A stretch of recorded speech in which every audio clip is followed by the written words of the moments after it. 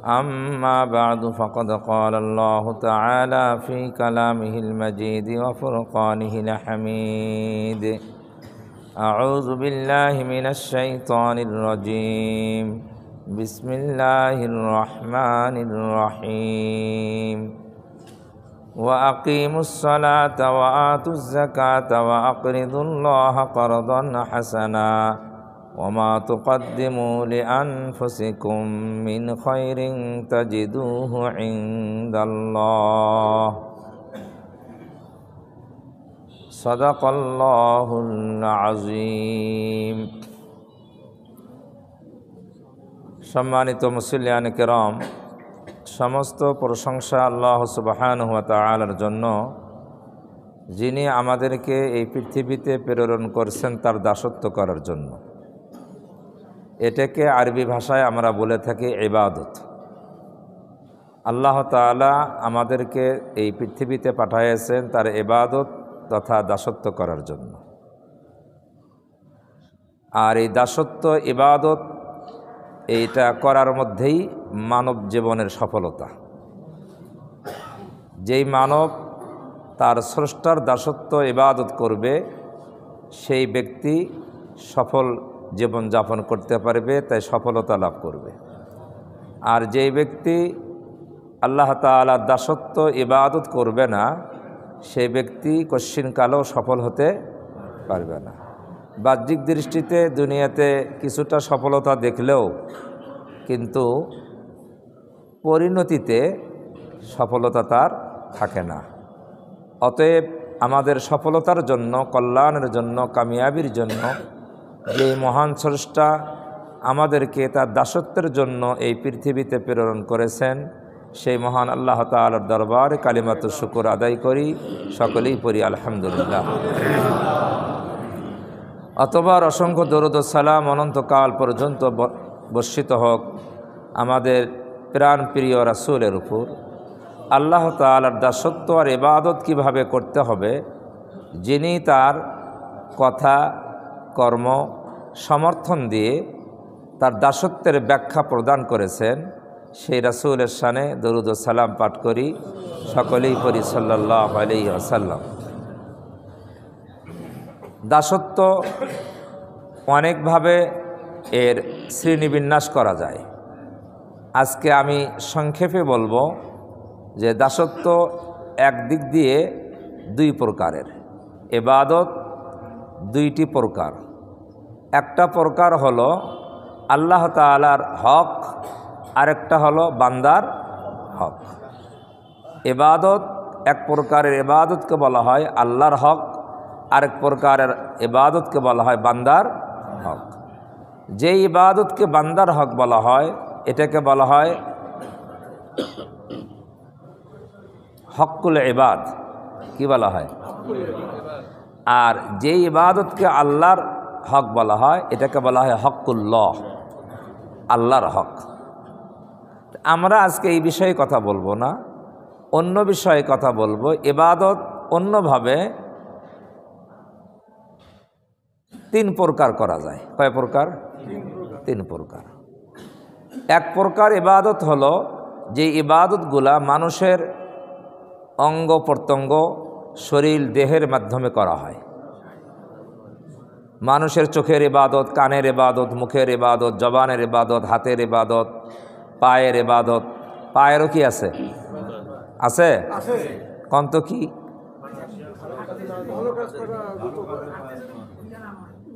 এত সহজ একটা ইবাদত দেখছেন? আপনি বাড়ির থেকে আসছেন না মসজিদে নামাজ পড়ার জন্য, পায়ে হেঁটে হেঁটে, এটা কিসের ইবাদত? পায়ের ইবাদত। হাদিসের মধ্যে আসছে রাসূলুল্লাহ সাল্লাল্লাহু আলাইহি সাল্লাম বলেন, কেউ যদি জুমার দিনে সুন্দর করে গোসল করে, সুন্দর পরিপাটি হয়ে কাপড় চোপড় পরে, সামর্থ্য অনুযায়ী সুগন্ধি ব্যবহার করে সে পায়ে হেঁটে জুমার নামাজ আদায়ের জন্য মসজিদে যায়, সে যেন ইহরাম পরে হজ করতে রওনা দেবে। এত সওয়াব। তাহলে পায়ে হাঁটার দ্বারায় সওয়াব হলো না? হলো না।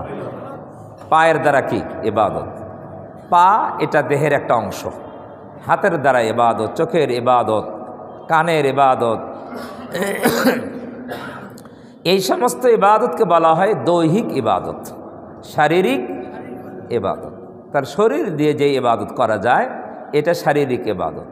এই ইবাদত করতে টাকা পয়সা লাগে লাগে না। আরেক ধরনের ইবাদত আছে যেটা দেহও লাগে টাকাও লাগে, দেহ লাগে টাকাও লাগে। যেমন হজ ওমরা, বাইতুল্লাহর ওমরা করা, বাইতুল্লাহর হজ করা, টাকা লাগে না? খালি টাকা হলেই হয় না, দেহও লাগে? সুস্থতা লাগে না? শরীর লাগে, শরীর লাগে টাকাও লাগে। এটা এক প্রকারের ইবাদত। আরেক প্রকারের ইবাদত এটাকে মালি ইবাদত বলা হয়, সম্পদের ইবাদত। সম্পদের এখানে দেহ লাগে না, শুধু মাল লাগে। কি লাগে? হ্যাঁ, টাকা লাগে, সম্পদ লাগে।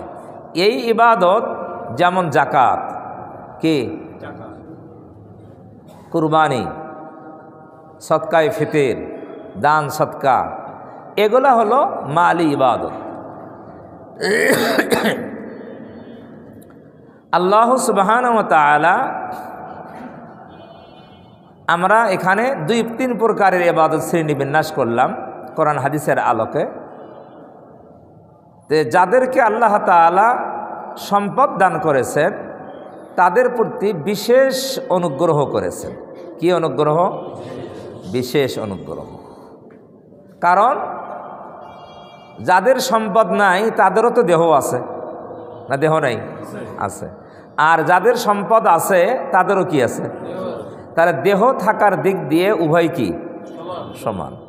কিন্তু যার সম্পদ নাই আর যার সম্পদ আছে, তাহলে এই ব্যক্তি সম্পদের দিক দিয়ে তার চেয়ে কি বেশি। তাহলে এটা আল্লাহ তাআলার বিশেষ অনুগ্রহ। কি অনুগ্রহ? এই জন্য কোরআন শরীফে বলা হয়েছে যখন জুমার নামাজ হয়ে যায় তখন তোমরা জমিনে ছড়িয়ে পড়ো আল্লাহর অনুগ্রহ তালাশ করার জন্য। কি তালাশ করার জন্য? কোরআন শরীফের শব্দ অবতাগু মিন ফাদলিল্লাহ, আল্লাহর ফজল, আল্লাহর অনুগ্রহ তালাশ করার জন্য তোমরা জমিনে ছড়িয়ে পড়ো। এখানে আল্লাহর অনুগ্রহ বলতে কি বোঝানো হয়েছে? সম্পদ, রিজিক। কি রিজিক? তো সরাসরি এ কথা বলা যাইতো যে তোমরা জমিনে ছড়িয়ে পড়ো রিজিক অন্বেষণ করার জন্য। আমরা তরজমা অনেকে এরকমই করি, তো রিজিক অন্বেষণের জন্য বেরিয়ে পড়ো, কিন্তু এই শব্দ রিজিকের শব্দ এখানে বলা হয়নি। শব্দ বলা হয়েছে আল্লাহর অনুগ্রহ তালাশের জন্য বেরিয়ে যাও। এই কথা বলে মুফাসসিরে কেরাম বলেন আল্লাহ তাআলা মূলত বুঝাইতেছেন যে যাদেরকে আল্লাহ তাআলা সম্পদ দিয়েছেন, রিজিক বেশি দিয়েছেন, এটা আল্লাহ তাআলার অনুগ্রহ। এটা আল্লাহ তাআলার কি অনুগ্রহ। আল্লাহ তাআলার অনুগ্রহ যদি তার প্রতি না হইতো তাহলে সে এই সম্পদের মালিক হতে পারত না। আল্লাহ তাআলার অনুগ্রহ। এই জন্য রিজিককে, সম্পদকে কোরআনে কারিমে আল্লাহ তাআলা অনুগ্রহ বলেছেন। আল্লাহর অনুগ্রহ ছাড়া সম্পদের মালিক হওয়া যায় না। অনেকেই ধারণা করে যে আমার অনেক শিক্ষা আছে, দীক্ষা আছে, অনেক ডিগ্রি আছে, এই শিক্ষা দীক্ষা ডিগ্রির মাধ্যমে আমি সম্পদ অর্জন করেছি। অনেকেই মনে করে আমার অনেক বুদ্ধি আছে, বুদ্ধির মাধ্যমে আমি সম্পদ অর্জন করেছি। আসলে এই ধারণা ভুল, এই ধারণা ভুল। কারণ বাস্তবতায় দেখা যায় অনেক নিরক্ষর মানুষ আছে, তারা অনেক অনেক সম্পদের কি মালিক। অনেক শিক্ষিত বুদ্ধিজীবীর চেয়ে নিরক্ষর মানুষের সম্পদ কি শুধু বেশিই নয়, ওই নিরক্ষরের অধীনে শত শত বুদ্ধিজীবীরা চাকরি করতেছে। ঠিক কি না? যে স্বাক্ষর দিতে জানে না, কলম ভাঙ্গে, এমন ব্যক্তির অধীনে শত শত সে উচ্চ ডিগ্রিধারীরা কি করতেছে? তার কর্মচারী চাকরি করতেছে। মানে কি? তাকে সার সার কইতেছে। ঠিক না ভাই? ঠিক। তাহলে যদি এই ডিগ্রি দিয়ে এই টাকা অর্জন হইতো তাহলে ওই মূর্খর তো ভাত পাওয়ার কথা ছিল না। তাহলে মূল অর্থ হলো আল্লাহর অনুগ্রহ। টাকা পয়সা সম্পদ কার অনুগ্রহ? আল্লাহর অনুগ্রহ।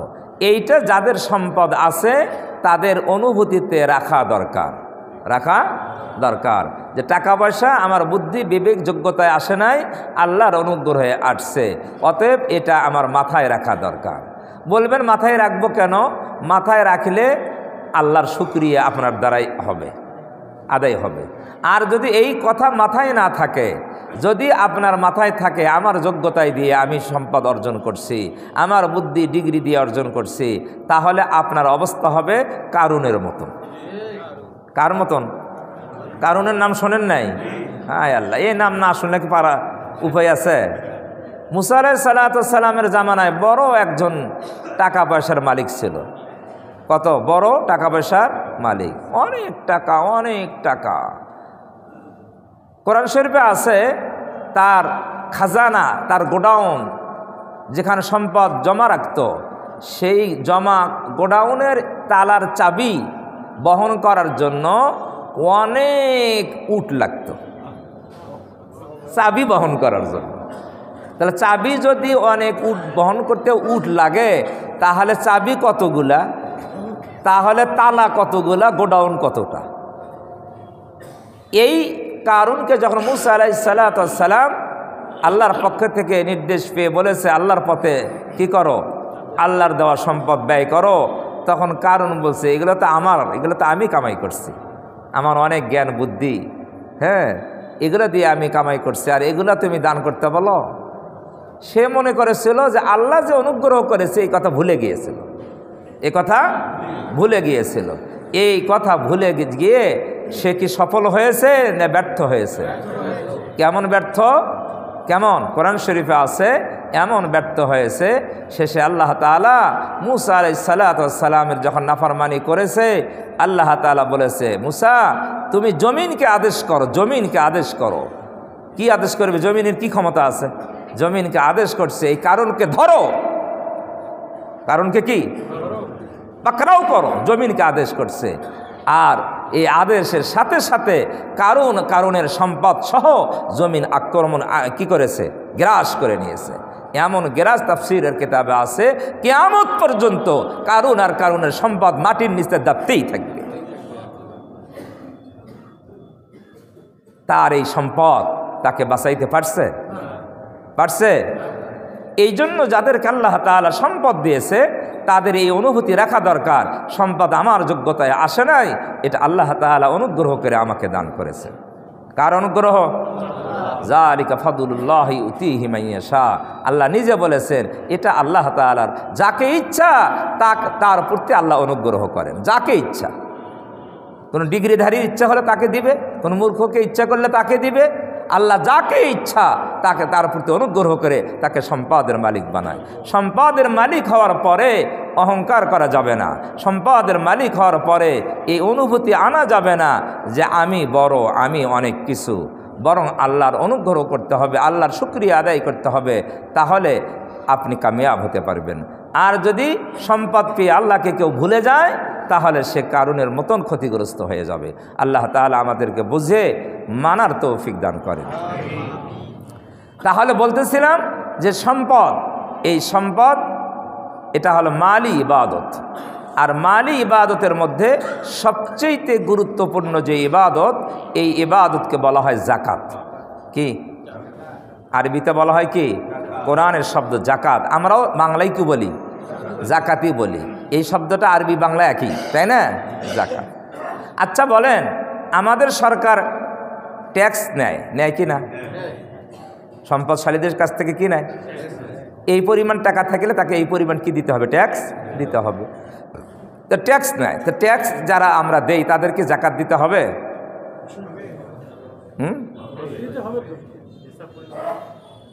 না, নিসাব পরিমাণ টাকা হলেই তো জাকাত দিতে হয়। নিসাব পরিমাণ টাকা আছে, সরকারকে ট্যাক্স দেন, এখন কি ট্যাক্সও দিবেন জাকাতও দিবেন? তাহলে কি দুইটা অপরে দেওয়া হলো না? আমাকে কোনো এক ব্যক্তি, বিত্তশালী ব্যক্তি বলছে তার এটা বুঝ, অথবা সে বুঝাইতে চাচ্ছে যে ট্যাক্স দিলে আবার জাকাত দেবো কেন? ট্যাক্স দিলে জাকাত দেবো কেন? আমি তো ট্যাক্সই দিলাম। আমি তাকে বুঝাইতে চেষ্টা করলাম না, ট্যাক্স এক জিনিস, জাকাত আরেক জিনিস। আমাদের অনেকের মাথায় এইরকম শয়তান অসওয়াসা দেয়। শয়তান কি দেয়? অসওয়াসা দেয় আল্লাহর নাশকর বান্দা বানানোর জন্য। শয়তান তো আল্লাহর নাশকর, নাশকর না, মানুষকে আল্লাহর নাশকর বানানোর জন্য শয়তান এরকম অসওয়াসা দেয়। আমি আপনাদেরকে বলি, এটা পৌরসভা এলাকা, সিটি এলাকা। যে সিটি এলাকা, এটা সিটি কর আছে না? আছে, আছে। তে সিটির বাইরে যারা, তাদেরকে এই করটা আছে? হ্যাঁ, এই সিটি করটা তাদের নাই। তাহলে যারা সিটি কর দিলেন, তারা এই করটা কেন দিলেন আর ওদের নাই কেন? প্রশ্ন আসে না? এটা তো সহজ উত্তর। সিটি কর্পোরেশনের ভেতরে সিটির পক্ষ থেকে সিটির অধিবাসীদেরকে কিছু সেবা দেওয়া হয়, দেওয়া হয় না? ড্রেনের সেবা, রাস্তার সেবা, বিদ্যুতের সেবা, পানির সেবা দেওয়া হয় না? দেওয়া হয়। এই সেবা যেন তারা দিতে পারে, এই জন্য এটা হলো চাঁদা। এটা কি? সিটির চাঁদা। এই চাঁদা কেন? আপনার সেবা তারা দিবে, আপনার সেবা দিবে। আর এই সিটি কর্পোরেশন চালাইতে গেলে অনেক জনবল লাগে, সেই জনবলে তো বেতনও দিতে হবে না? বেতন দেওয়া লাগবে না? বেতন না দিলে আপনি সেবা দিবে কাক দিয়ে? তাহলে ওইটাকে চালানো আর আপনার সেবা দেওয়া, এই যে খরচ, এই খরচের জন্য এই সিটির অধিবাসীদের কাছ থেকে সিটি ট্যাক্স নেওয়া হয়। কথা বুঝছেন না বোঝেন নাই? এটা দেশের নিয়ম, এটা সিটির নিয়ম। এই ট্যাক্সটা সিটির বাইরে নাই, আছে? যারা ব্যবসায়ীদের ভ্যাট দিতে হয়। কি দিতে হয়? যারা ব্যবসায়ী নেই তাদেরকে ভ্যাট দিতে হয়। কেন ভ্যাট দিবেন? যে আপনি সরকারকে ভ্যাট দিবেন যাতে করে আপনার ব্যবসার হেফাজত সরকার করতে পারে। সরকারের দরকার নেই। হ্যাঁ, আপনি দেশে বসবাস করেন, জমির খাজনা দিতে হয় না? দেওয়া লাগে না? দেওয়া লাগে। তা আপনি দেশে বসবাস করবেন, তাহলে জমির খাজনা যদি না দেন, এই জমি যে আপনার না কার, এগুলা নিয়ে নিরসন করবে কে? সরকার। তা সরকার তো আপনার জমিরও সেবা করতেছে না? করতেছে না? তো এই জন্য আপনার সেবা, দেশের সেবা, এগুলা করার জন্য কোনো জায়গায় জমির ট্যাক্স, কোনো জায়গায় বাড়ির ট্যাক্স, কোনো জায়গায় ব্যবসার ট্যাক্স, কোনো জায়গায় আপনার কি এই সিটি ট্যাক্স ইত্যাদি, ভ্যাট ইত্যাদি। তো এগুলা হলো প্রত্যেকটার পেছনে একটা করে কারণ আছে। কি আছে? পৃথিবীতে সুন্দরভাবে বসবাস করার জন্য এগুলা রাষ্ট্রীয় চাঁদা। কি চাঁদা? নাম ভিন্ন ট্যাক্স, ভ্যাট, আসলে কি চাঁদা, আসলে কি চাঁদা। এই চাঁদা ছাড়া রাষ্ট্র চলবে কিভাবে? রাষ্ট্র না চলে আমরা কিভাবে নিয়ম শৃঙ্খলাভাবে চলতে পারবো? রাষ্ট্রই যদি না থাকে আমরা থাকতে পারবো ঠিকভাবে? না অরাজকতা সৃষ্টি হয়ে যাবে? অরাজকতা। এই জন্য রাষ্ট্র সুন্দরভাবে পরিচালনার জন্য রাষ্ট্রের এই ট্যাক্স বলেন, এই খাজনা বলেন, এটা বলেন, সেটা বলেন, এটা জরুরি। এটা নেওয়াও যেমন জরুরি, দেওয়াও তেমনি কি জরুরি। আচ্ছা বলেন, এটাকে আল্লাহর পক্ষ থেকে কোনো আদেশ আছে? আছে? নাই। তবে জাকাতের ব্যাপারে আল্লাহর পক্ষ থেকে আদেশ আছে না নাই? কোরআন শরীফে বহু আয়াতে জাকাতের কথা বলা হয়েছে। প্রায় জায়গাতে যেখানে নামাজের কথা সেখানেই কিসের কথা? জাকাতের কথা। ওয়া আকিমুস সালাতা ওয়া আতুজ যাকাত, নামাজ কায়েম করো, জাকাত প্রদান করো। আছে না নাই? তাহলে এক, যেখানে কোরআন শরীফে অধিকাংশ জায়গায় নামাজের সাথেই জাকাতের কথা, তাহলে নামাজ যেমন ফরজ ইবাদত, জাকাত তেমনি কি ফরজ ইবাদত। শুধু ফরজ ইবাদতই নয়, ফরজ তো অনেক ফরজ ইবাদত আছে। জাকাত এমন ফরজ যে জাকাত হলো ইসলামের 5টা স্তম্ভের একটা স্তম্ভ। স্তম্ভের একটা স্তম্ভ, শুধু 5টা স্তম্ভের একটা স্তম্ভ নয়। জাকাত এবং নামাজকে ইমানের মাপকাঠি বলা হয়েছে। কিসের মাপকাঠি? সাংঘাতিক কথা এটা, হাদিসে আসছে জাকাত এবং নামাজকে ইমানের মাপকাঠি বলা হয়েছে।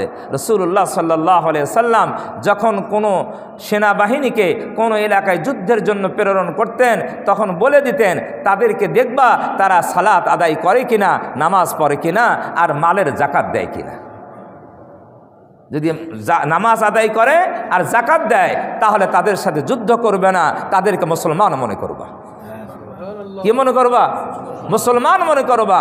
আর যদি গিয়ে দেখো তারা নামাজ পড়ে না, জাকাত আদায় করে না, তাহলে তাদের বিরুদ্ধে যুদ্ধ করো, কারণ তারা মুসলিম নয়। তাহলে নামাজ এবং জাকাতকে ইমানের মাপকাঠি মনে করা হচ্ছে। যারা জাকাত দেয় না, জাকাতকে অস্বীকার করে, তারা মুসলমান থাকতে পারে না।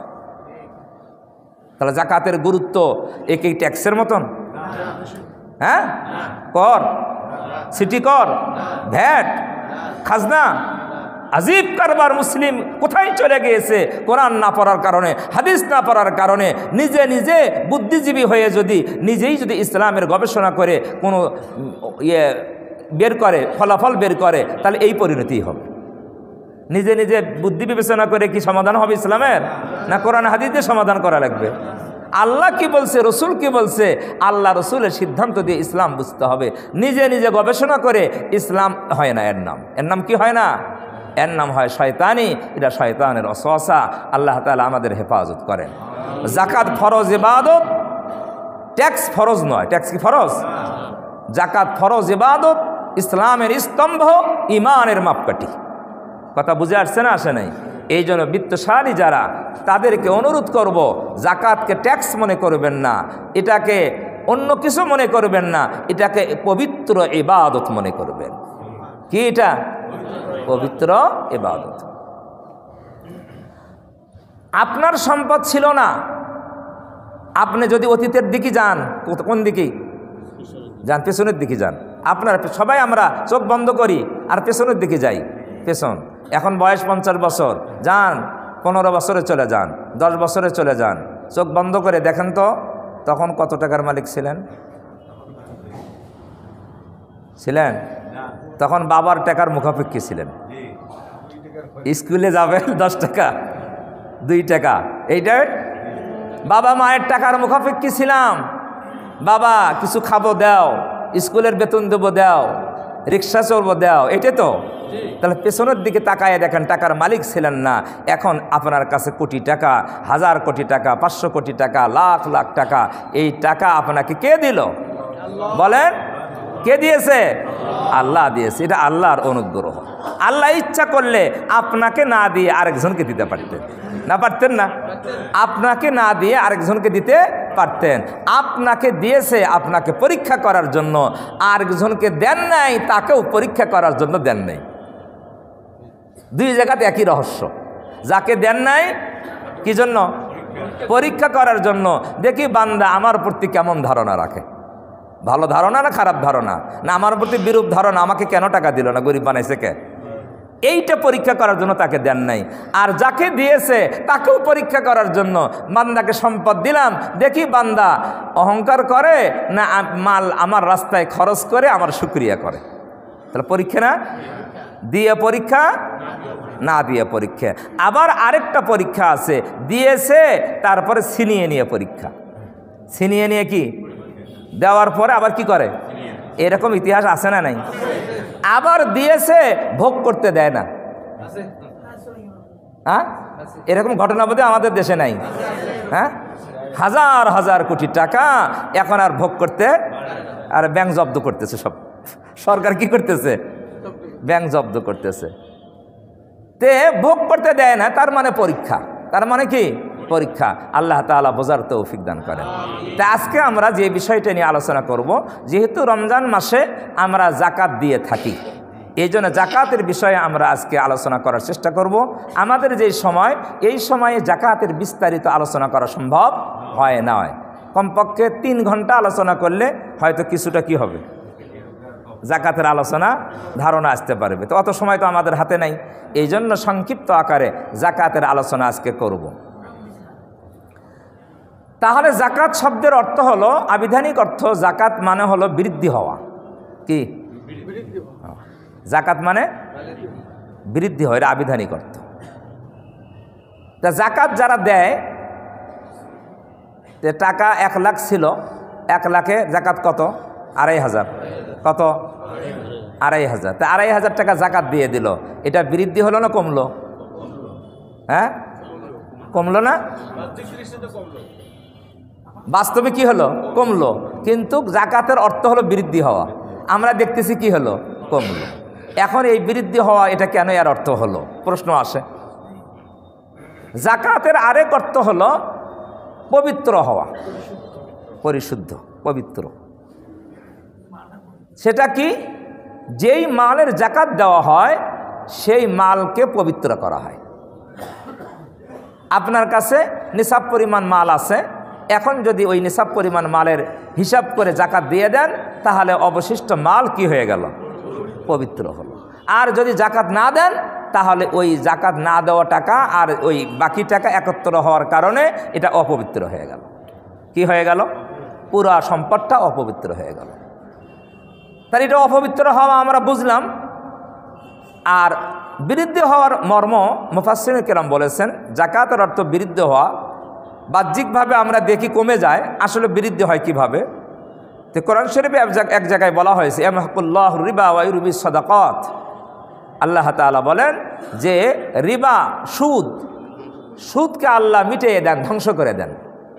ইয়ামহাকুল্লাহু রিবা, রিবা মানে কি? সুদ। ইয়ামহাকু, মিটিয়ে দেন, আল্লাহ সুদকে নিশ্চিহ্ন করে দেন। আর ওয়া ইউরবিস সাদাকাত, সাদাকাত মানে কি? দান সদকা, আল্লাহর পথে ব্যয় করা, এটাকে আল্লাহ বৃদ্ধি করে দেন।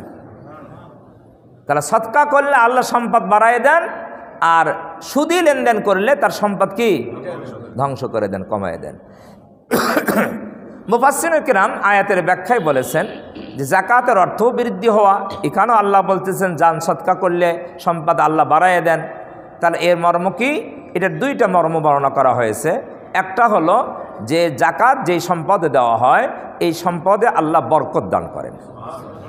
কি দান করেন? বরকত দান করেন, এক। দুই নম্বর হলো যেই সম্পদে জাকাত দেওয়া হয় এটা বৃদ্ধি হয়। যে বৃদ্ধি কিভাবে হয়? যে বৃদ্ধি হওয়ার পদ্ধতি হলো, ধরেন উদাহরণস্বরূপ আপনি একটা কাজ করতে যাচ্ছেন, এই কাজ করতে বা চিকিৎসা করতে আপনার টাকা লাগবে 50,000। কত? 50,000। কিন্তু আপনি জাকাত দেন সঠিকভাবে, ওই কাজটা সমস্যাটা আপনার সম্মুখে চলে আসছে, তখন দেখলেন আপনার ওই কাজটা যেখানে অন্যের লাগে 50,000, আপনার 10,000ই কাজ হয়ে গিয়েছে। কয় হাজারে? তাহলে আপনার কি 40,000 টাকা বৃদ্ধি হলো কি না? হলো না? এটাই হলো বৃদ্ধি হওয়া। এটা আমরা অন্তর্চক্ষু না থাকার কারণে এটা আমরা দেখতে পাই না। আমি আমার জীবন দিয়ে বলতে পারি, নাম বলবো না, শব্দ উচ্চারণ করব না, 20 লক্ষ টাকার কাজ আমার জীবনে একটা কাজ আমি করেছি, 20 লক্ষ টাকার কাজ 12,000 টাকা দিয়ে। বিশ্বাস করেন? আরে আল্লাহর ঘরে বলতেছি, বয়ানের চেয়ারে বসে 20 লক্ষ টাকার কাজ কত? কয় হাজার? এটা বরকত না? বরকত না? হ্যাঁ, আল্লাহু আকবার। আল্লাহর শুকরিয়া করার কোনো জায়গা নাই। আমি যদি কিয়ামত পর্যন্ত সিজদা দিয়ে আল্লাহর শুকরিয়া আদায় করি, আল্লাহর শুকরিয়া আদায় করে শেষ করতে পারবো না। এটা তো একটা ঘটনা বললাম, এইরকম আমার জীবনে অনেক ঘটনা আছে, এটা বলা যাবে না। বলবেন হুজুর কেরামতি বলতেছে। এটা আফসোস করে বললাম, আবেগের সাথে বললাম, এটাই বাস্তবতা। এটাই কি? এটাই বাস্তবতা। আপনারা দূর থেকে ভুল দেখেন, দূর থেকে কি দেখেন? হুজুরের এত টাকা না, এত টাকা না, আসলে কমের মধ্যেই কি হয়ে যায়? বরকত হয়ে যায়। কল্পনাই করতে পারবেন না, কমের মধ্যেই কি? আপনি যে কাজ করতে 20 লাখ, আমার সেখানে লাগে কয় হাজার? 12,000। দেখ বরকত না? আল্লাহু আকবার কবীরা। আল্লাহর শুকরিয়া আদায় করে শেষ করা যাবে না। এই জন্য সকলের প্রতি করজোড়ে অনুরোধ করব, যে যে অবস্থায় আছে আল্লাহর শুকরিয়া আদায় করি, আল্লাহর শুকরিয়া। জাকাত, এখন আসুন জাকাতের আমরা অর্থ বুঝলাম। এখন শরীয়তের পরিভাষায় জাকাত কাকে বলা হয়? শরীয়তের পরিভাষায় জাকাত কাকে বলা হয়? জাকাত কে দিবে? কতটুক সম্পদ হলে জাকাত দিবে? আর কাকে জাকাত দিবে? কথা বুঝছেন না? বুঝে নেই।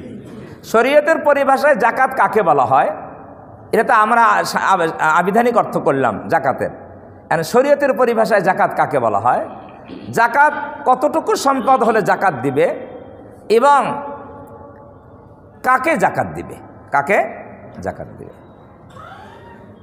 আমাদের দেশে একদল মানুষ তৈরি হয়েছে, এরা বলে আমরা কোরআন মানি, হাদিস মানি না। আছে না? এরা পথভ্রষ্ট, এরা গোমরা, এরা ইনডাইরেক্ট কোরআনই মানে না। ডাইরেক্ট বলতেছে কোরআন মানি, আসলে কোরআন মানে না। বলবেন কিভাবে? এই যে জাকাতের কথা, ওয়া আকিমুস সালাহ ওয়া আতুজ যাকাত, জাকাত আদায় করো, কোরআনের কথা না? জাকাত আদায় করো। এখন আমি যে 3টে কথা বললাম, জাকাত কে দিবে, কতটুকু সম্পদ হলে জাকাত দিবে, কতটুকু সম্পদ হলে জাকাত দিবে, নিসাব কতটুকু, এই কথা কোরআনের কোনো আয়াতে নাই। তা জাকাত দিবেন কোত্থেকে? কথা বোঝেন নাই? কতটুকু সম্পদ হলে জাকাত দিবেন এই কথা কোরআনে নাই। তাহলে আপনি যে কোরআন বলতেছেন আমি কোরআন মানি হাদিস মানি না, তাহলে এই আয়াত ও আতুজ জাকা এটা কীভাবে মানবেন? মানার উপায় আছে? এটা মানতে হলে কি মানতে হবে? হাদিস মানতে হবে। আরেকটা সূক্ষ্ম কথা বলি, হাদিস আর কোরআনের তফাৎ কি? আছে তফাৎ? পার্থক্য আছে? আছে, পার্থক্য আছে। এক দিক দিয়ে পার্থক্য নাই, আরেক দিক দিয়ে পার্থক্য। এত কথা তো বলা যাবে না। পার্থক্য কি জানেন? হাদিস বের হয়েছে, হাদিস যেটা, যে শব্দটা হাদিস কার জবান থেকে বের হয়েছে বলেন তো? নবীজি সাল্লাল্লাহু আলাইহি সাল্লামের জবান থেকে বের হয়েছে। আরেকটা প্রশ্ন করি, আচ্ছা বলেন তো কোরআনের শব্দ যেটা, এটা কার জবান থেকে বের হয়েছে? আল্লাহর বললেন। কার জবান থেকে? নবীর জবান থেকে। দেখছেন কারবার? নবীর জবান থেকে আলহামদুলিল্লাহ রাব্বিল আলামিন বের হয়েছে নাকি? সূরা ফাতিহা বের হয়েছে, আলিফ লাম মিম যালিকাল কিতাবু লা রাইবা ফি, কার জবান থেকে বের হয়েছে? নবীর জবান থেকে বের হয়েছে। নবীর জবান থেকে বের হওয়ার পরে নবী বলছে এটা কোরআন। কে বলছে? এটা কোরআন, অমুক সূরার আয়াত, অমুক জায়গায় লেখো। আর যেটার ব্যাপারে নবীর জবান থেকে বের হয়েছে নবী বলেন নাই এটা কোরআন, সেটা হলো হাদিস। কথা বুঝছেন না বোঝেন নাই?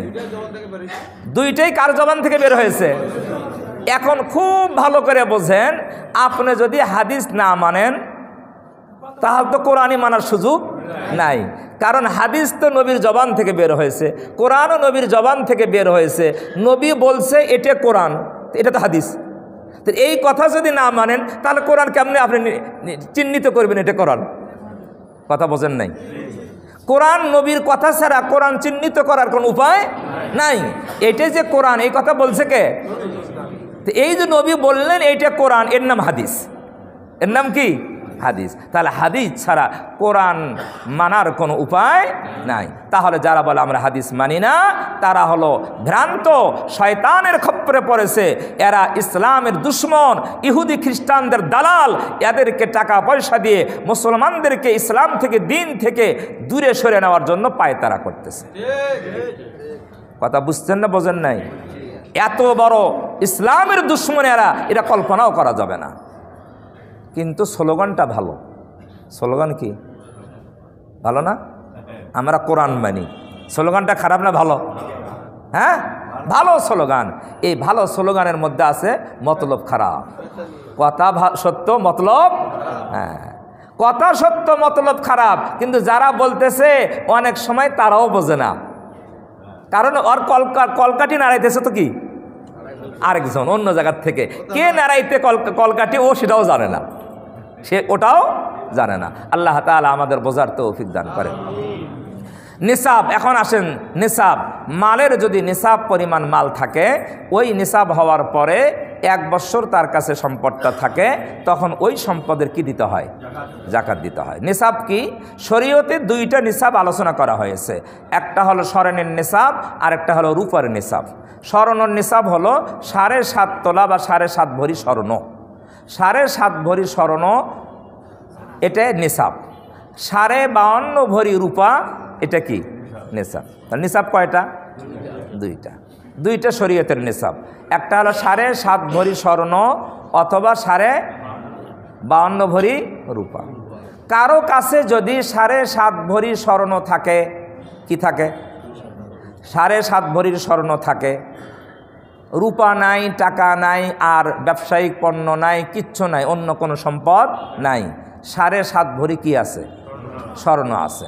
তাহলে এই 7.5 ভরি স্বর্ণের তাকে কি দিতে হবে? কারণ সে নিসাবের কি মালিক। আর এই নিসাব হওয়ার পরে 1 বছর এই 7.5 ভরি স্বর্ণ তার কাছে থাকতে হবে। কারো কাছে যদি 52.5 ভরি রূপা থাকে তাহলে সে নিসাবের মালিক। 1 বছর যদি এই রূপাটা তার কাছে থাকে তাহলে তাকে কি দিতে হবে? এর 40 ভাগের 1 ভাগ কি দিতে হবে? জাকাত দিতে হবে। 52.5 ভরি রূপা এখন কারো কাছে আছে, এইরকম লোকের সংখ্যা খুব কম। কম না বেশি?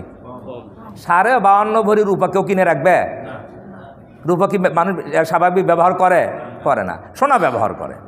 সোনা পাওয়া যাবে, 7.5 ভরি সোনা এরা অনেকের কাছেই পাওয়া যাবে। গ্রামগঞ্জে না থাকলেও শহরে আলহামদুলিল্লাহ অনেকের কাছে কি আছে সোনা। স্বর্ণ 7.5 ভরি নয়, 30 ভরিও আছে, তারও বেশিও আছে। হ্যাঁ, ভরিও আছে আলহামদুলিল্লাহ, আল্লাহর দান। স্বর্ণ এখন আসেন, 7.5 ভরি স্বর্ণ কারো কাছে নাই, 52.5 ভরি রূপাও কারো কাছে নাই, কিন্তু ব্যবসায়িক মাল আছে অথবা তার নগদ টাকা ব্যাংকে গচ্ছিত আছে বা কাছেই আছে। বুঝছেন না বোঝেন নাই? সোনাও নাই, রূপাও নাই, টাকা আছে বা ব্যবসা করে, ব্যবসায়িক পণ্য আছে। এখন এই ব্যক্তির নেশাব আছে না নাই? হ্যাঁ, কিভাবে? সোনা তো নাই, টাকাও নাই, রূপাও নাই। হ্যাঁ, এই তো আপনারা বোঝেন আলহামদুলিল্লাহ। এখন দেখতে হবে এই দুইটা নিসাবের কোনো একটা নিসাবের, দুইটা নিসাব তো, তার কোনো একটার সমপরিমাণ অর্থ যদি কারো কাছে থাকে তাহলে সে নিসাবের মালিক। দুইটার কোনো একটা বলতে, এখন স্বর্ণের দাম প্রায় 1.5 লাখ টাকা ভরি, আর রূপার ভরি হলো 2100-2200 টাকা ভরি। কত? 2100-2200 টাকা ভরি রূপার। তাহলে আকাশ জমির পার্থক্য না? 7.5 ভরি স্বর্ণের দাম 1.5 লাখ টাকা করে হলে কত হয়? 10-11 লক্ষ, প্রায় 10-11 লক্ষ। তাহলে স্বর্ণের নিসাবটা 10-11 লক্ষ টাকা হলে নিসাব হয়। আর যদি 2100 টাকা করে রূপা ধরা হয়, 52.5 ভরি রূপার দাম আসে 1,10,000 টাকার মতন সামথিং। 1 লাখ কত? 10,000। তাহলে 1,10,000 টাকা আসলেই কি হয়? নিসাব হয়। তাহলে নিসাব কম বেশি হলো না? এখন কোন নিসাব ধরবেন, স্বর্ণটা না রূপারটা? বলেন তো, আপনাদের বিবেকে ছাড়িয়ে দিলাম। শরীয়তের মাসলা হলো যে দুইটা নিসাব আছে, এই দুইটা নিসাবের মধ্যে যেটা আগে হবে সেটাই ধরতে হবে। যেটা কি হবে? আগে হবে সেটাই ধরতে হবে। কোনো সময় যদি রূপার দাম বেড়ে যায়, স্বর্ণের দাম কি হয়ে যায়? কমে যায়। কোনো সময় যদি হয় তখন নিসাব ধরবেন কোনটা? স্বর্ণটাই ধরবেন। এখন রূপার দাম কম, এখন রূপারটাই কি ধরতে হবে। এটাই শরীয়তের মাসালা। অনেকে মনে করে আমার তো 10.5 লাখ টাকা নাই, অথবা আমার তো জাকাত নিসাব হয় নাই। মাসলা বোঝে নাই। তাহলে বর্তমানে আমরা হিসাব পাতি করে দেখেছি, গতকালকে হিসাব করছি আমি কয়েকটা দোকানে গিয়ে, যে 1,10,000 টাকাই যদি কারো কাছে থাকে, আর এই টাকা যদি 1 বছর তার হাতে থাকে কমপক্ষে, বেশি হলে তো কোনো প্রশ্নই নাই, তাহলে সে নিসাবের কি মালিক। তা নিসাবের মালিক হলে তাকে কি দিতে হবে? তার উপরে জাকাত ফরজ। নামাজ যেমন ফরজ, নিসাবের মালিকের উপরে 1 বছর পূর্তি হলে জাকাত দেওয়া কি ফরজ। এখন এই ব্যক্তি যদি জাকাত না দেয় তাহলে কি করলো? ফরজ তরক করলো। আর যদি মনে করে জাকাত দেওয়া লাগবে না, আমি তো ট্যাক্স দেই, জাকাত দিতেই হবে না, যদি এটা মনে করে তাহলে ঈমান নষ্ট হয়ে যাবে, ঈমান চলে যাবে। আর যদি মনে করে জাকাত দিতে হবে কিন্তু দেয় না, কথা বোঝে নেই? প্রশ্ন কিন্তু দুইটে। একটা মনে করে দেওয়াই লাগবে না, তো জাকাতকে অস্বীকার করলো, তাহলে সে মুসলিম থেকে খারিজ। আর যদি মনে করে দিতে হবে কিন্তু দেয় না, ঈমান থাকবে, কি হবে? পাক্কা গুনাহগার হবে। পাক্কা ঈমানদার পাক্কা গুনাহগার হবে। এই গুনার শাস্তি কি? কোরআন শরীফে আছে, والذين يكنزون الذهب والفضة ولا ينفقونها في سبيل الله فبشرهم بعذاب عليم। স্বর্ণ রূপা টাকা পয়সা যারা জমা করলো, তার জাকাত দিল না, আল্লাহর পথে ব্যয় করলো না, আল্লাহ তাআলা নবীজিকে বলেন ফাবাশশিরহুম বিআযাবিন আলিম, তাদেরকে যন্ত্রণাদায়ক শাস্তির সুসংবাদ দান করেন। শাস্তির আবার সুসংবাদ হয় নাকি? হ্যাঁ, শাস্তির তো দুঃসংবাদ হয়, সুসংবাদ হয় না। আল্লাহ বললেন ফাবাশশিরহুম বিআযাবিন আলিম, তাদেরকে যন্ত্রণাদায়ক শাস্তির সুসংবাদ দেন। এর কেন বললেন? আল্লাহ মনে হয় ভাষা বোঝে না বোঝে? ভাষা জ্ঞান কি আল্লাহর কম? না না, আল্লাহর ভাষা জ্ঞান কম না। আল্লাহ এখানে তিরস্কার করে বলেছেন, কি করে? তিরস্কার করে বলেছে, এদেরকে সুসংবাদ দাও, শাস্তির সুসংবাদ দাও, কারণ তারা এই সম্পদের জাকাত হক আদায়, জাকাত দেয় নাই, আল্লাহর পথে ব্যয় করে নাই। তারা মনে করছিল এই সম্পদ তার কল্যাণে আসবে, উপকারে আসবে, ব্যাংকে জমা রাখছে, কিন্তু এই সম্পদ তাকে কোনো উপকার দিবে না। দিবে? এই সম্পদ তার কোনো কল্যাণে আসবে না। আল্লাহ বলেন এর পরের আয়াত, ইয়াউমা ইউহমা আলাইহা ফি নারি জাহান্নামা ফাতুকওয়া বিহা জিবাহুহুম ওয়া জুনুবুহুম ওয়া যুহুরুহুম হাযা মা কানাসতুম লিআনফুসিকুম ফাযুকু মা কুনতুম তাকনিজুন। আল্লাহ বলেন কিয়ামতের দিন যেই সম্পদের যাকাত দেওয়া হয় নাই, এই সম্পদগুলো জাহান্নামের আগুনে দগ্ধ করা হবে, উত্তপ্ত করা হবে, সে কি তাপ দেওয়া হবে। কোনো লোহা যখন আগুনের মধ্যে ঢুকিয়ে দিয়ে আগুনের মধ্যে গরম করা হয়, লোহাটা লাল টকটকা হয়ে যায়, হয় কি না? এই সম্পদগুলো যার জাকাত দেওয়া হয়নি, জাহান্নামের আগুনে এরকম লাল টকটকা করা হবে। এরপরে আল্লাহ বলেন ওয়াজিবা ইয়াউমা ইউহমা আলাইহা ফি নারি জাহান্নামা ফাতুকওয়া বিহা জিবাহুহুম ওয়া জুনুবুহুম ওয়া যুহুরুহুম। তার কপালে সেক দেওয়া হবে, তার পাজরে সেক দেওয়া হবে, তার পিঠে সেক দেওয়া হবে, আর বলা হবে ফাজুকু আস্বাদন করো, কি করো? চাখো আচ্ছাদন করো, ফাজুকু মা কুনতুম তাকনিজুন। যেই সম্পদ তুমি জমা রেখেছিলে, জাকাত দাও নাই, তার আস্বাদন এখন গ্রহণ করো। হাদিসের মধ্যে আসছে আল্লাহ নবী সাল্লাল্লাহু আলাইহি ওয়াসাল্লাম বলেন, যারা জাকাতের নিসাব পরিমাণ সম্পদ হওয়ার পরে হিসাব করে জাকাত দেয় না, নবীজি বলেন এই সম্পদগুলো কিয়ামতের দিন বিষাক্ত সাপে রূপান্তরিত হয়ে যাবে। আর এই সাপ ওই ব্যক্তির গলা পেঁচিয়ে ধরবে, আর তার চেহারায় সবল মারতে থাকবে, দংশন করতে থাকবে, আর বলবে আনা কানজুকা ওয়া মালুকা, আনা কানজুকা ওয়া মালুকা। সাপ বলবে, সাপ আসলে সাপ না মাল? আসলে টাকা। আসলে কি? টাকা। রূপান্তরিত হবে কিসে? সাপে। এখন টাকা সাপে রূপান্তরিত হয়ে সাপ কথা বলবে যে আমি তোমার সম্পদ, আমি তোমার মাল, এই কথা বলবে, আর তার চেহারায় কি করবে? সবল মারতে থাকবে, বিষাক্ত সাপ হাদিসের মধ্যে আসছে। তাহলে বলেন জাকাত না দিলে এই পরিণতি, তাহলে এই পরিণতি ভালো না জাকাত দেওয়া ভালো? হ্যাঁ, মৃত্যুর হাত থেকে কেউ আমরা বাঁচতে পারবো? এই সম্পদ চিরজীবন হাতে রাখতে পারবো? যার যে সম্পদ আছে, এখন যদি আমার মৃত্যু হয়ে যায়, সাথে সাথে ওই সম্পদ অন্য মালিক হয়ে যাবে, সন্তানেরা মালিক হবে, স্ত্রী মালিক হবে, যারাই থাকবে তারাই মালিক হবে। আমি উপার্জন করলাম, আমি কিন্তু এই সম্পদের দ্বারা উপকৃত হতে পারলাম না। কষ্ট করে উপার্জন করলাম, কিন্তু কষ্ট তো উপার্জন করতেও কষ্ট হলো, এরপরে মৃত্যুর পরে আবার ওই সম্পদের কারণে শাস্তি ভোগ করতে হলো। এর চেয়ে বোকা মানুষ আর আল্লাহর দুনিয়ায় থাকতে পারে না। আল্লাহ আমাদের বোঝার তৌফিক দান করেন। তাহলে শতকরা 2.5% জাকাত দিতে হবে। নিসাব পরিমাণ সম্পদের মালিক যারা আছেন, সেটার ব্যবহৃত জিনিসের জাকাত আসে না। ব্যবসায়িক পণ্যের কি আসে? জাকাত আসে। গচ্ছিত টাকার কি আসে? জাকাত আসে। ব্যবহৃত সোনার উপর জাকাত আসে। ব্যবহৃত সোনার উপর কি আসে? জাকাত আসে। গচ্ছিত টাকার জাকাত আসে।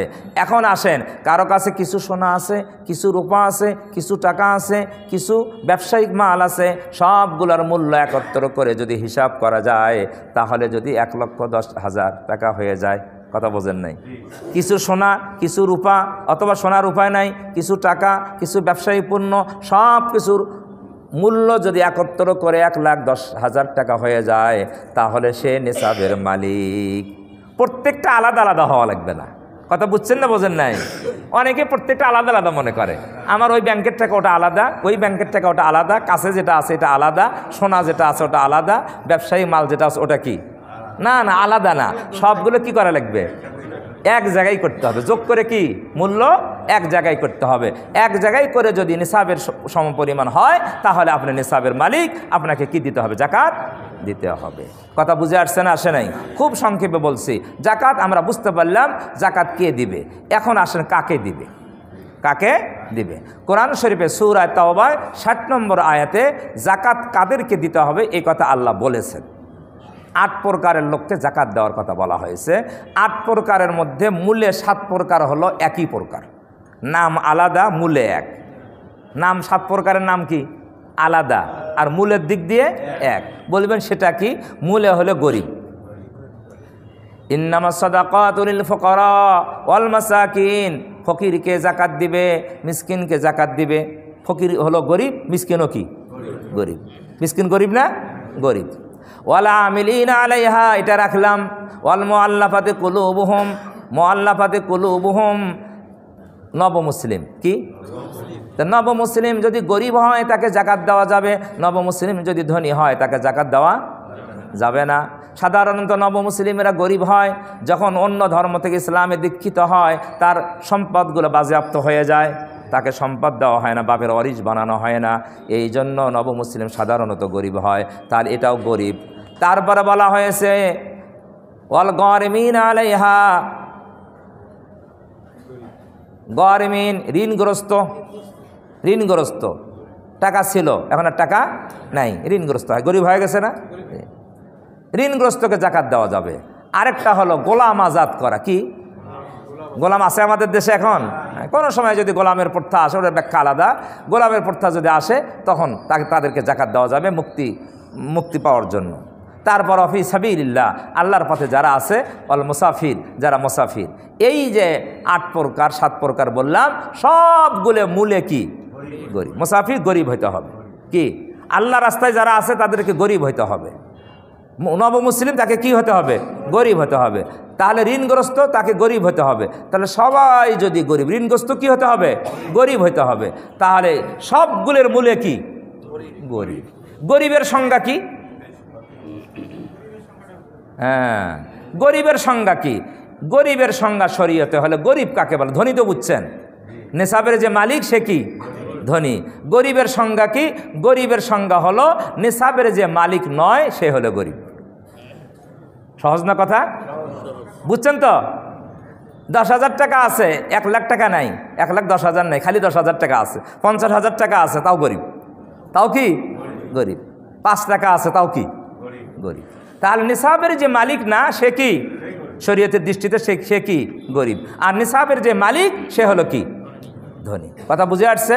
তাহলে জাকাতের এই 8 প্রকারের মূলে হলো 7 প্রকারই হলো গরিব। গরিব নাম যদিও আলাদা আলাদা, কিন্তু মূলে কি? গরিব। একটা প্রকার আছে সে ধনী হতে পারে, সেটা হলো ওয়াল আমিলিনা আলাইহা। আমিলিনা আলাইহা, ইসলামী রাষ্ট্র কায়েম হতে হবে। ইসলামী রাষ্ট্র কায়েম হওয়ার পরে ইসলামী রাষ্ট্রের পক্ষ থেকে জাকাত উসুল করার জন্য, কালেকশন করার জন্য যেই ব্যক্তিকে চাকরি দেওয়া হবে, কি দেওয়া হবে? চাকরি দেওয়া হবে, সে ধনীও হতে পারে। ওই আমিলিন মানে আদায়কারী, আমিলিন মানে কি? জাকাত উসুলকারী, আদায়কারী। ওই ব্যক্তির বেতন জাকাতের টাকা থেকে সরকার দিতে পারবে। এখন কি ইসলামী রাষ্ট্র আছে? নাই। তাহলে আমিলিন নাই, আমিলিন নাই। এখন একটা জিনিস আছে, সেটা হলো উকিল আছে। উকিল কি? উকিল। উকিল কেমন? জাকাত বিভিন্ন মাদ্রাসা লিল্লা বোর্ডিং আছে, লিল্লা বোর্ডিং আছে না? ওই লিল্লা বোর্ডিংয়ের মাদ্রাসাওয়ালারা হুজুর মোহতামিম সাহেব জাকাত কালেকশন করে না? এই হুজুর কিন্তু আমিলিন নয়, কারণ সরকারের পক্ষ থেকে তাকে নিযুক্ত করা হয়নি, অতএব তাকে আমিলিন বলা হবে না। এই হুজুরকে ওই জাকাতের টাকা দিয়ে বেতন দেওয়া যাবে না, দিলে জাকাত আদায় হবে না। কথা বুঝছেন না বোঝেন নাই? যেহেতু ইসলামী রাষ্ট্র নাই, ওই হুজুরকে আমিলিন নিয়োগ করা হয়নি, অতএব হুজুর আমিলিন নয়। ওই হুজুরকে জাকাতের টাকাতে বেতন দিলে জাকাত আদায় হবে না, হুজুরের নেওয়াও বৈধ হবে না। 1। 2 নম্বর, তাহলে হুজুরকে দিলে জাকাত আদায় হবে না কেন? হবে কি না? হুজুর হলো উকিল। কি? আদায়কারী একটা, উকিল একটা। উকিল বলা হয় একজনের কাজ আরেকজন করে দেয়, তার নাম কি? আপনি কাজ করতে পারেন না, কোর্টে একজন উকিল নির্ধারণ করছেন, তাই নয়? আপনার কথাটাই উকিল আপনার উকিলে বলে, তাই না? তাহলে উকিল হলো আপনার পক্ষ থেকে উকিল। এই উকিলকে যদি আপনার জাকাতের টাকা দিয়ে দেন তাহলে আপনার জাকাত আদায় হয়ে যাবে। আর উকিল কি করবে? উকিল ওই যে গরিবের পেছনে এই উকিল এই টাকাগুলো কি করবে? ব্যয় করবে। কথা বুঝতে পারছেন না পারেন নাই? কেউ বলে হুজুরকে জাকাত দিলে জাকাত আদায় হবে না, এ গোমরা, এ কোরআন বোঝে নাই, হাদিস বোঝে নাই। কোরআনের ভাষা, ইসলামের ভাষায় হুজুর কালেকশন করতেছে নিজের জন্য নয়, বরং লিল্লা বোর্ডিংয়ে গরিব ছাত্রের জন্য। ওই গরিব ছাত্রের পক্ষ থেকে কি উকিল, গরিব ছাত্রের পক্ষ থেকে উকিল। এখন বলেন, যদি বলেন তাহলে গরিব ছাত্রই কালেকশন করুক, না, গরিব ছাত্রকে যদি ডাকাতের টাকা কালেকশন করেন, ওর বছরে খরচ হলো কত? মাসে যদি 2000 টাকা খরচ হয় একটা ছাত্রের পেছনে, তাহলে বছরে কত? 24,000 টাকা। আপনি ধনী মানুষ, 24,000 টাকা জাকাত দিয়ে দিলেন, গরিব এতিম ছাত্র দিয়ে দিলেন। এই 24,000 টাকা ওকে যদি একসাথে দিয়ে দেন, তাহলে ওই ছাত্র 24,000 টাকা পেয়ে আর মাদ্রাসায় পড়বে না, একটা মোবাইল কিনবে। আগে কি কিনবে? মোবাইল কিনবে। কয়েকদিনের মধ্যে টাকা কি করে ফেলাবে? শেষ করে ফেলাবে। তাহলে কি তার লাভ হলো না ক্ষতি হলো? আর যদি এই উকিল হুজুরকে দেন, হুজুর এই টাকাটা লিল্লা ফান্ডে রেখে 1 বছর তাকে খাওয়ায় পড়ায় তাকে লেখাপড়ার ব্যবস্থা করবে। কথা বুঝছেন না বোঝেন নাই? তাহলে কোনটা ভালো হলো? ছাত্রকে দেওয়া না উকিলকে দেওয়া? উকিলকে দেওয়া। আপনার টাকাটা কাজে লাগলো। এই জন্য হাদিসের মধ্যে বলা হয়েছে, ওলামায়ে কেরাম একমত যে লিল্লা বোর্ডিংয়ে জাকাত দেওয়া ডবল সব। কি সব? একটা হলো গরিবের সহযোগিতা করলেন, কারণ ওখানে তো গরিবকেই দেওয়া হচ্ছে, গরিব ছাত্র। 2 নম্বরে ইলমি দিন, কোরআন হাদিস শিক্ষার সুযোগ করে দেওয়া হচ্ছে। এই 2 কারণে কি সব? ডবল সব। এক। আরেকটা কারণ হলো এই, আপনারা জাকাত যাকে দিবেন সে যেন নিসাবের মালিক না হয়, এটা নিশ্চিত হতে হবে। ভালো করে বুঝেন, নিশ্চিত হতে হবে নিসাবের যেন মালিক না হয়। কারণ নিসাবের মালিককে জাকাত দিলে আপনার জাকাত কি হবে না? আদায় হবে না। তার নেওয়াও বৈধ নয়, দেওয়াও বৈধ নয়, জাকাতও আদায় হবে না। এখন এমন গরিব মানুষ আছে, তারও 1 লাখ 1.5 লাখ টাকা আছে, খালি 1.5 লাখ টাকাই নাই, ওই টাকা খাটায়। গরিব মানুষ কি খাটায়? টাকা খাটায়। চেহারা দেখে বুঝবেন একবারে নেহায়েত মিসকিন, কিছুই নাই, কিন্তু ওর পেছনে দেখবেন ওর অনেক টাকা। কি এখন আপনি জানলেন না, অথচ ওই লোক নিসাবের মালিক, 1,10,000 টাকা তার কাছে আছে, তার চেয়ে বেশি আছে। তাহলে ওই লোককে জাকাত দিলে নিসাবের মালিককে জাকাত দিয়েছেন, তাহলে আপনার জাকাত আদায় হবে না। মূলত নিসাবের মালিককেই তো জাকাত দিতে হবে, পাল্টা আপনি তাকে কি দিলেন? জাকাত দিলেন, জাকাত আদায় হবে না। এখন আসেন, লিল্লা বোর্ডিংয়ে যেই ছাত্ররা লেখাপড়া করে, গরিব ছাত্র, আচ্ছা একটু আত্মায় কলজায় হাত দিয়ে বলেন তো, এরকম কোন ছাত্রের কাছে 1,10,000 টাকা কি আছে? সম্ভাবনা আছে? হ্যাঁ, কোনোদিন সম্ভাবনা নাই। তাহলে আমরা নিশ্চিত করে বলতে পারি, লিল্লা বোর্ডিংয়ে যে গরিব এতিম ছাত্ররা পড়ে, এরা কোনোদিন নিসাবের মালিক নয়, এটা নিশ্চিত। এটা কি নিশ্চিত? আর আপনি যাকে গরিব মনে করে জাকাত দিচ্ছেন, এটা নিশ্চিত হওয়া খুব কঠিন। নিশ্চিত হওয়া কি কঠিন, যে আসলে এই নিসাবের মালিক না নিসাবের মালিক নয়। এই জন্য জাকাত দেওয়ার সময় জাকাত দাতারকে, এটা আপনার দায়িত্ব, আপনার জাকাত আপনি দিবেন, কাকে দিচ্ছেন এটা নিশ্চিত হওয়া আপনার দায়িত্ব। যাকে ইচ্ছে সেখানে দিলে জাকাত আদায় হবে? হবে না। আর